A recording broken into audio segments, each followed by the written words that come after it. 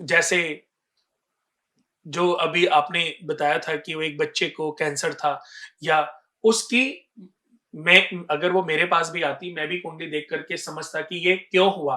But उसका बचपन में 7 साल की उम्र में उसका कष्ट खत्म होना था। 7 साल में उसको इस जन्म से, जीवन-मरण से मुक्त होकर परम लोक प्राप्त को जाना होगा। यानी कि उसका जीवन में ये जो कष्ट है, ये भी पुनर्जन्म का होगा, क्योंकि आज अभी उसने कोई पाप नहीं किया होगा।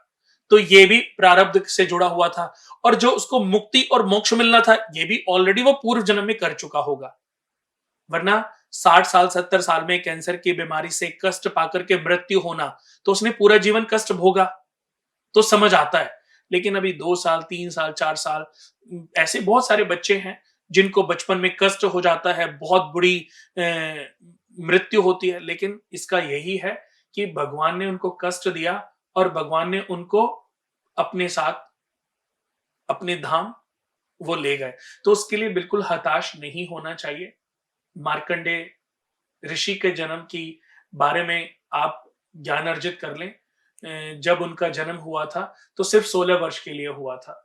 मार्कंडू उनके फादर थे, वो और उनकी पत्नी शिव के अनुयायी भक्त थे। उन्होंने शिव भगवान से एक पुत्र की इच्छा की, तो शिव भगवान ने बोला आपकी किस्मत में पुत्र का सुख है नहीं। जब वो नहीं माने, हठ पे लगे रहे, तो उन्होंने कहा कि ठीक है, हम तुम्हें एक ऐसा बच्चा देते जिसकी आयु 16 वर्ष होगी। कम होगी। तो उन्होंने 16 वर्ष, 15 वर्ष के बाद अपने बच्चे को बताया।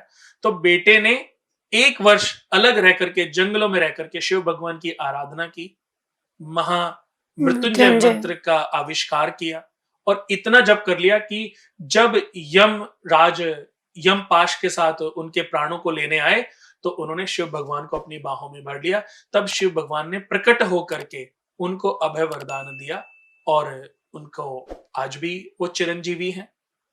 मार्कंडेय ऋषि आज भी चिरंजीवी है, अश्वत्थामा आज भी चिरंजीवी है, सब हनुमान जी आज भी चिरंजीवी हैं। साथ हैं। हाँ, तो उनको अभय वरदान मिल गया। तो मैं यही कहना चाहूंगा कि ईश्वर से ऊपर कुछ भी नहीं है। आपके ऊपर जितने भी कष्ट हैं, महामृत्युंजय मंत्र का उच्चारण करें। बच्चों का पढ़ाई पे मन नहीं लग रहा है, कंसंट्रेशन नहीं बन रहा है, बच्चों को गायत्री मंत्र चैंटिंग कराना आरंभ कर दीजिए। नॉर्थ की तरफ मुंह करके अपने बच्चों को खाना खिलवाइए, नॉर्थ की तरफ मुंह करके अपने बच्चों को पढ़ाई करवाइए। हमेशा उनकी प्रगति, तरक्की बढ़ती रहेगी।